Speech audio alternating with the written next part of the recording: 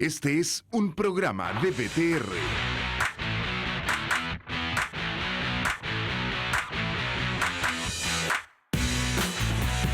Estamos en tu ciudad.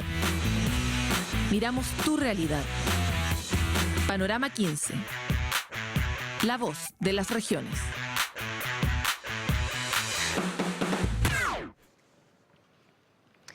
Bienvenidos otra vez a una conversación de esas en que podemos tener un poco de tiempo y calmar, bajar un poco las revoluciones de este frenético Congreso Futuro para poder profundizar en ciertos temas que surgen a propósito de las charlas y también los comentarios que las personas hacen a través de las redes sociales y que despiertan, nacen de esa curiosidad que tenemos los humanos. Estoy hoy día con Claudio Naranjo. Él es psiquiatra, es uno de los chilenos más fantásticos que yo al menos conozco. Tiene una experiencia vasta en distintos temas, pero lleva más o menos 40 años trabajando en desarrollar el saber del eneagrama, creador de la psicología de los eneatipos, es conferencista, es profesor de Berkeley, propone un modelo que rompa las figuras patriarcales y verticales que tienen las escuelas para dar paso a una visión más integradora. Parte de la charla que ustedes vieron tiene que ver con eso. La verdad me quedo corta con cualquier presentación que haga, así que voy a pasar más bien a decirte muchas gracias por estar con nosotros, Claudio. Gracias a ti. Antes de empezar la entrevista, Claudio, hablábamos de cuál sería el tema que elegirías para poder hablar. Y era arreglar el mundo. El mundo, su nivel de complejidad y de desarreglo es tan grande que mi primera pregunta sería ¿por dónde partirías? Ya llevamos tantos siglos de intentos políticos de arreglar el mundo que no iría por ahí. Mi apuesta sería la conciencia. Yo creo que el malestar del mundo, la malfunción del mundo, parte de que somos una especie de larvas que tiene el potencial de llegar a mariposas, pero que no tienen... larva. que no saben que existen las mariposas, larvas detenidas en sus desarrollos, cuya forma de vida, que han elegido una forma de vida que no les permite llegar a mariposas. Entonces están haciendo demasiadas tonterías por falta de visión, por falta de madurez, por una codicia que viene de un vacío interior que debía estar más bien puesto en llenarse de lo que falta, en una aspiración a llegar a ser lo que somos, lo que genéticamente es nuestro potencial de llegar a ser, algo así como mariposas. ¿Y tú crees que ese vacío, esa imposibilidad de darnos cuenta que podemos hacer una búsqueda distinta, ha empeorado con la evolución de la humanidad? Sí. ¿Y a qué se debe eso en particular? Que hayamos perdido nuestra capacidad de mariposearnos. Sí. El relato antiguo es simbólico, se habla en muchas tradiciones, la mexicana, no solo la judeocristiana, en la grecorromana, se habla de una caída del paraíso, que nuestra especie tuvo un momento bueno y después empezamos a caer. Yo creo que el punto de inflexión principal fue lo que llamamos la civilización, que cuando nos volvimos seres civilizados, establecimos el mando jerárquico violento.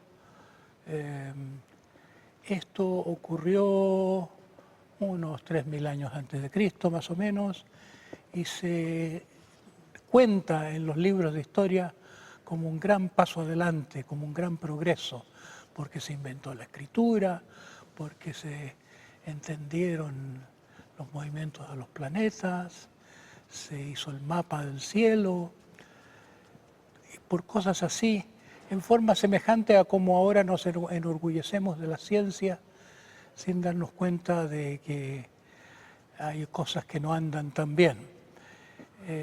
Yo creo que hoy está probado que con la civilización nace la desigualdad, con la civilización nace la esclavitud. Parece que la esclavitud comenzó por la esclavización de la mujer, la esclavitud doméstica de los machos fuertes que se apropiaron de las mujeres, y que este dominio sobre la mujer, que conllevó el dominio sobre los hijos, y me parece a mí que en la relación de dominio es una relación de propiedad que intrínsecamente es deshumanizante, que nos deshumanizamos sin darnos cuenta. Ahora, para volver sobre uno de los puntos que planteabas, parece que la historia es la historia de la deshumanización, la historia es una historia de una sola gran caída, como Altazor, pero en este proceso, en este encuentro con la ciencia o con el cielo, ¿habremos encontrado algo que es fantástico que podamos relevar a este nivel de la civilización? Seguro, a mí me parece que tienen la razón una serie de mitos y cuentos que hablan de un descenso a los infiernos para volver con un tesoro. Como que nuestra caída probablemente conlleva la conquista de una posibilidad que no era posible antes, siempre que sepamos no quedarnos pegados en el infierno. Ahora, ¿cuál es el fondo del infierno? Porque yo creo que cualquier persona común y corriente sabe que en ese momento en que dice realmente estoy en un hoyo y está el peor momento de mi vida, si sobrevive a ese momento, que la mayoría lo terminamos haciendo, nos damos cuenta de que ese momento fue muy clave para poder transformarnos en otra cosa. Pero ¿cuál es ese hoyo? ¿Cuál es el último punto de ese hoyo en términos de la civilización para poder llegar al paso que viene? ¿O tú crees que tal vez ya estamos empezando a salir? Yo creo que lo más probable es que el proceso social sea análogo al proceso de transformación individual. Solo conocemos el proceso individual. Hay algunas personas, no muchas, generalmente se los conoce como fundadores de religiones o los héroes de la cultura o seres míticos como Osiris, que muere y renace, o Cristo muere y renace, o Krishna. Muchos de los grandes héroes tienen todo la misma historia, pero la parte esencial de la historia es la muerte y el renacimiento. Esto lo han vivido muchas personas, hasta conocidos míos. Yo diría que yo mismo que me falta un poquito para terminar el parto final de mi viaje, pero que voy bien y que creo que voy a ser uno de esos afortunados que hace el viaje completo. Está en el potencial humano hacerlo. Hay personas que lo hacen y no se hacen famosas siquiera. Yo tengo un maestro, es un tibetano, de la más antigua de las escuelas tibetanas. Es su oficio formar a gente para hacer este viaje. Él me avisó cuando yo hace 10 años entré en lo que se llama la fase de fruición del camino, en que se empieza a dar frutos internamente y exteriormente, en el camino de la madurez, pero sé que me falta mucho para volver a llegar a la iluminación original, lo que fue mi entrada en el viaje, que fue como el monte Sinaí de mi vida, el momento más alto, el momento que como muchos chamanes me ha tocado y le toca a cualquiera que haga este viaje, que es arquetípico, de que es uno. Un ascenso al cielo antes de vivir la noche oscura del alma, o como quiera que se llame, ese periodo de un desierto largo, que es como la incubación de esa semilla divina recibida de otro nivel. Esto que tú compartes con nosotros, esta ruta arquetípica, es algo de lo que los humanos nos hemos olvidado como perspectiva de vida. O sea, en lo cotidiano estamos todo el rato dando unas luchas muy insólitas por unos objetivos más insólitos todavía. ¿Qué hacemos nosotros desde la educación o desde la formación de nuestros hijos para retomar la ruta? Porque acá en Chile en particular la cuestión es muy fuerte, digamos. Estamos formando niños que básicamente tienen que saber inglés, ojalá que sean más matemáticos que otra cosa, y que tengan súper claro que ojalá ganen. Y eso es terrible. O sea, lo que termina pasando en la sociedad es que uno tiene en la calle un montón de gente bien agresiva, súper poco cercana o muy incapaz de mirar al otro. Entonces, ¿cómo uno puede introducir esta lógica por ejemplo, en la educación? Bueno, a mí me parece que tenía razón Pascal, uno de mis favoritos, filósofos favoritos, decía que la mayor parte de los problemas de la gente y del mundo vienen de que la gente no sabe estar tranquila en su casa. No sabe quedarse quieta, tiene que estar metiéndose, haciendo algo, buscando conversación, metiéndose en la vida de otros. No hay una quietud que sería parte del estado sano del ser humano. Cuando se tiene eso, el no hacer nada se vuelve, no es ocio en el Productivo, no hacer nada se vuelve improductivo, productivo. se vuelve como un viaje, te lleva a un contacto en que uno se nutre con algo más profundo que está en todos nosotros. Como que el centro de nuestra mente, la profundidad de nuestra mente, aloja algo que podemos llamarlo divino, que requiere que no estemos distraídos. Entonces, uno de los grandes males es la distracción, y la educación es una distracción institucionalizada. Se le meten esto, y mira esto, y atiende esto, y aprende esto otro. Cuando una célula no admite en su mundo interno metabolitos o sustancias químicas que no le pertenezcan, que no le sirvan. Tiene una membrana celular que filtra, que solo deja pasar lo que esas células. Pero el cerebro humano del niño debía ser algo así. Debía respetarse en no meterle lo que el niño no pide, lo que no le interesa, lo que no busca. A todo le interesa a los niños, son muy curiosos los niños, pero es muy importante que no sea forzado el proceso. Que escucharlo, Estar en diálogo con ellos, saber estar abiertos a ellos. Y nuestra cultura no hace eso, nuestra cultura no entiende más a los niños que a los animales. Ahora estamos descubriendo que los animales, en cierto modo, tienen capacidades superiores a las nuestras. E incluso las plantas, como veíamos hoy día en la mañana. No sé si pudiste ver, Stefano Mancuso. Vamos a hacer una breve pausa y volvemos enseguida a hablar justamente de estos temas más en profundidad. Panorama 15. La voz de las regiones.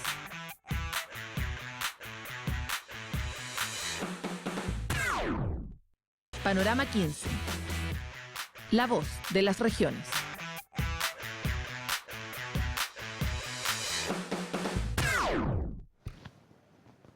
Volvemos en esta conversación con Claudio Naranjo y queremos tomar un punto que para nosotros los chilenos es un punto clave, pues se ha discutido mucho sobre cómo se financia la educación, pero muy poco sobre qué educación realmente vamos a tener, y tenemos sobre todo un gran pánico a no ser capaces de tener un sistema educativo, a diseñar ese sistema educativo, y hay resistencias de todas partes, ¿verdad? Resistencias institucionales, desde los mismos profesores, y desde los padres nosotros también tenemos resistencia. Para nosotros todo esto no nos lo enseñaron, entonces tenemos como que refundar el planeta. En ese sentido, existen estas experiencias como por ejemplo la de Bután, donde se plantea como parte del currículum este espacio para estar en paz, como es la meditación. ¿Tú serías partidario de imponer la meditación en el sistema educativo? Yo creo que es delicado imponer nada. Lo digo justamente porque es divertido. A veces las soluciones terminan siendo igual de arbitrarias, que a pesar de que estén constituidas de otra cosa. El contexto autoritario es un problema fundamental. Entonces, las cosas aún mejores cambian de signo, se echan a perder si están respaldadas por una voluntad autoritaria. Si el niño tiene que... ¿Y cómo hacemos para que mediten los niños? Se los invita, se le abren puertas y se les dice, ¿quieres probar esto? Todo depende de la forma. Recién conversábamos sobre que los niños igual acceden a especies de meditaciones.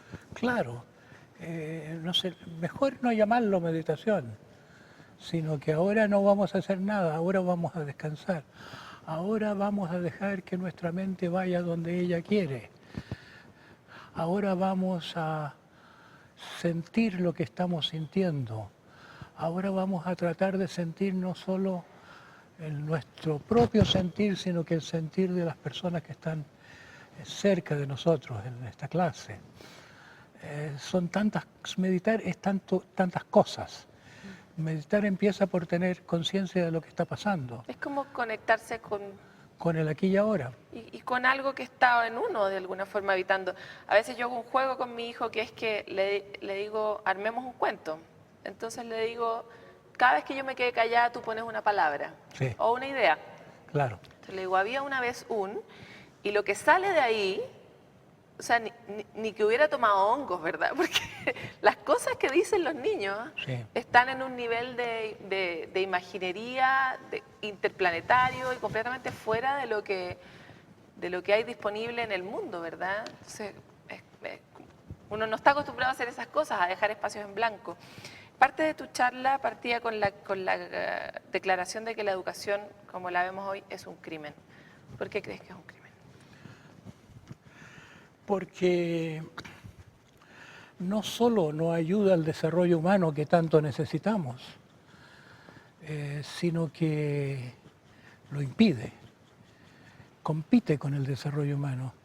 Si hay una obligación de aprender muchas cosas para pasar exámenes, ¿cómo puede uno dejarse ser lo que uno es, sentir la corriente interna evolutiva del propio ser? ¿Cómo puede uno desarrollarse como persona espontánea? Y sin espontaneidad no hay creatividad. Mueren neuronas en los niños de año en año y se vuelven menos creativos por la crianza que les damos, porque no hay suficiente respeto por la necesidad de moverse de los niños, por el juego de los niños, como que son cosas de niños y queremos que sean ya adultos lo más pronto posible. Falta ya que les hagan exámenes de admisión para entrar a kindergarten. Lo hacen. En Chile tenemos ese privilegio. Se está secundarizando la primaria. Nosotros, ¿es la creatividad el ingrediente para arreglar el mundo, Claudia? No, la creatividad es el signo de una condición de plenitud, de autorrealización, de desarrollo armónico. Yo creo que el problema del mundo es el espíritu represivo, la represión del niño, del aspecto lúdico que se basa en el principio del placer. A nadie se le ocurriría prohibirle a las plantas que echen las raíces en dirección al agua. A nadie se le ocurriría prohibirle a las plantas que vuelvan sus ramas hacia el sol.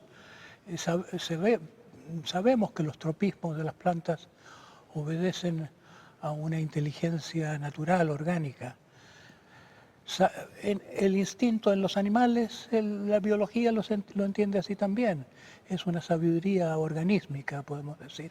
¿Y la Pero en el hombre, no tiene que hacer lo que desea, lo que quiere. Mucho a decir que no. Tiene Ahora, que aprender al deber.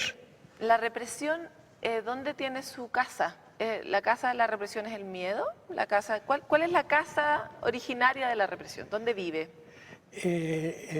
La voluntad autoritaria de tener súbditos obedientes. El padre que quiere hijos obedientes, los padres se hacen una gran mafia, constituyen el Estado y quieren súbditos obedientes para un liderazgo masculino. ¿Tú usarías esa frase como sé obediente a un niño?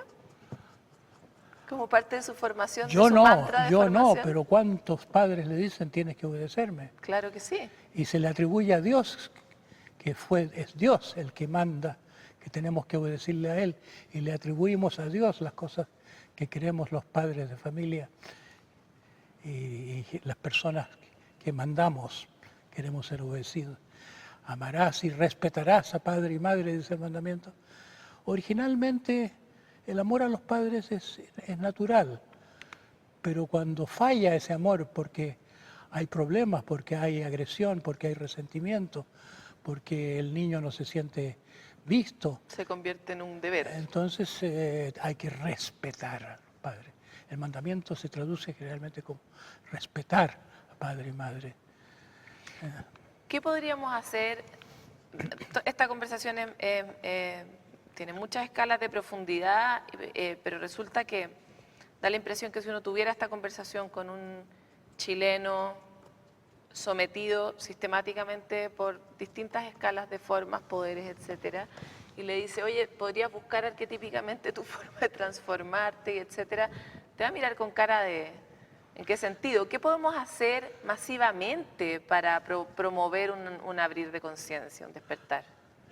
El individuo solo no puede llegar muy lejos. Es como aprender un idioma o aprender a tocar la guitarra. Es muy difícil sin ayuda. Si uno tiene un amigo que toca la guitarra, ahí uno le enseña al otro. Si uno quiere tocar violín, más difícil, y ya producir un sonido bello en un violín necesita mucha más disciplina. Generalmente se necesita un experto, un maestro. En cosas del espíritu, más. Entonces siempre ha habido maestros de vida, maestros de sabiduría, en las distintas tradiciones espirituales, en las escuelas del yoga, en las escuelas del Vedanta, el budismo. En el mundo mapuche, los kimche, de hecho, Sí. los lifche, que además... Todas las culturas antiguas tienen chamanes, pero hoy en día ya nadie cree en maestros porque creemos en una democracia que se ha hecho problemática. ¿Y por qué nos hemos vuelto descreídos? Porque ya no creemos que haya nada a lo que se pueda llegar o que se deba aspirar. Invalidamos el mismo espíritu de búsqueda sin el cual no se llega a ninguna parte. Pero hay intrínsecamente en nosotros algo así que es como una sed metafísica, una sed de ser, algo que intuimos que está en nuestro potencial, digamos. Es como si una semilla que no... Si le preguntas a la semilla qué quiere ser cuando grande, no te sabe decir qué, pero sabe día a día dar el pasito que le toca, emitir un brote o hacer el desarrollo que le corresponde. Entonces, ese impulso de búsqueda es una búsqueda sabia en nosotros, pero esa búsqueda sucumbe si se nos domestica, si se nos mata los deseos, si se nos inculca un deber de no obedecerle a esta corriente básica de la vida que es lo que te da la gana. Es como si que se produjo en algún momento histórico una escisión entre obedecerle a Dios según lo que interpretan los sacerdotes o obedecerse a sí mismo. Si tú pudieras, hablando de ese momento en que en tu vida empezaste a dar frutos, si tú pudieras elegir un par de frutos que te parecen relevantes destacar para nosotros, ¿cuáles elegirías como este fruto me gustaría compartirlo con ustedes? Bueno, por frutos yo no quiero decir ideas. Las ideas podrían considerarse frutos, pero principalmente yo he introducido muchas cosas en el mundo. La mayor parte de los psicodélicos que circulan los descubrí en Chile en los años 60. Se me considera el representante más válido hoy internacionalmente de la terapia Gestalt. Un fruto mío es la formulación teórica de la Gestalt. Otro fruto es lo que se llama el proceso Fischer-Hoffmann o proceso de reparentalización, que tiene que ver con una redigestión de la rabia contra los padres, con el proceso de perdonar a los padres para poder amarse a uno mismo. Muchas cosas he introducido, pero están todas finalmente engranadas en este programa que llamo el programa SATS, que originalmente fue algo que compartí con mis amigos, que yo empecé a enseñar en el jardín de mi madre por el deseo de mi madre de aprender de mí. Cuando vio que yo había llegado a algo muy radiante, que quiso ella seguir mis pasos. Y que formé mi primer grupo para poder tenerla a ella entre otra gente, porque no podía con mi madre Solo. claro, desde una posición de tanto tiempo de ser yo el que obedece y ella la que sabe lo que es correcto. Tuve que ser duro con mi madre, como con cualquier paciente. La terapia gestáltica, que es una de las cosas que uno de los ingredientes de lo que hago, es una terapia muy confrontativa, es como romperle el ego a la gente. Yo he sido un demoledor de egos, he sido algo así como un pecadólogo, un conocedor de los pecados, no en teoría, sino que cómo se da la dinámica en las personas, cómo cae uno en cosas que no son verdaderamente realizarse a uno mismo, sino que darle la propia sangre a un parásito mental. ¿Cuál es el más grande de los pecados en tu escala de pecados? En el mundo yo creo que la búsqueda del poder y del dinero es lo que está haciendo más daño, está creando la pobreza. Tal vez eso, lo que en inglés llaman greed, como sería en castellano la... Avaricia, No avaricia tan con el codicia. sentido común de la palabra, como la codicia, la insaciabilidad. Dame, dame, dame. En lugar de buscar la persona el bien que está dentro de uno mismo, busca los bienes. Se concretiza, se materializa la búsqueda, y se transforma el ser en un tener. ¿Y cuál es el rol del colectivo? Porque está esta cuestión, están las búsquedas personales y está esta posibilidad que tuvimos muchos los humanos en nuestros orígenes de compartirnos con otros y de estar atentos de la necesidad del otro para entendernos como un sistema más complejo e interconectado. ¿Cuál es el rol del colectivo en esta ruta arquetípica de la transformación? Además del rol del maestro, ¿verdad? Sí. Yo creo que debíamos interesarnos mucho en la evolución de la cultura. Tenemos una cultura muy pobre y convencional, una cultura que sabe poco de la búsqueda, no sabe nada de lo que es el ser humano. No se sabe lo que son los seres humanos programados en la forma como se los programa en la crianza y en la educación, seres condicionados. El mundo está regido por gente llevada por sus bajas pasiones, porque fue castrada, porque se le quitó su ser, se le rompió su ser en el proceso de crecer en un mundo represivo. Entonces, ¿qué tendría que la colectividad, cómo podría ayudar? Yo ando pregonando esto de que arreglar el mundo es cambiar la conciencia de la gente masivamente y que solo la educación, ni las viejas religiones podrían ya cumplir con eso, ni las nuevas terapias. Solo el cambio de la educación promete eso, podríamos, no con la educación que tenemos, pero una podemos educación no castradora. lo contrario, una educación liberadora, una educación para el desarrollo humano. Pero habría muchos inconvenientes, partiendo por la comunidad. Por ejemplo, hubo una famosa escuela de O'Neill, el Summerhill en Inglaterra, que se propuso educar para la libertad y el amor, y había una asamblea de profesores y alumnos todos los días, porque se educaba también para el sentido de comunidad, para la toma de decisiones en conjunto, y funcionó muy bien, y hay muchos estudios retrospectivos de las vidas felices de la gente que pasó por ahí, pero siempre las autoridades les pusieron problemas y siempre estaba pendiente esta duda, ¿no será que son demasiado permisivos? Entonces, si uno quiere instaurar una educación del tipo que necesitamos, una educación más permisiva, se van a alarmar los padres mientras no haya un programa cultural que infunda un poco de espíritu dionisíaco con un espíritu de libertad.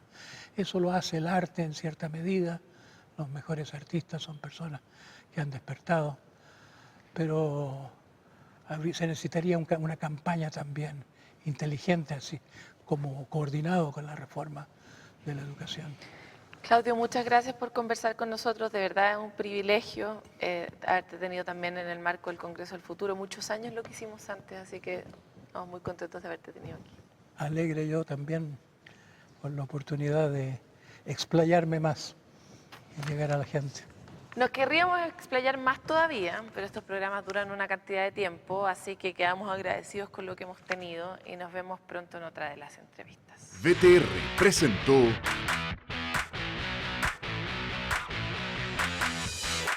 Estamos en tu ciudad. Miramos tu realidad. Panorama 15. La voz de las regiones.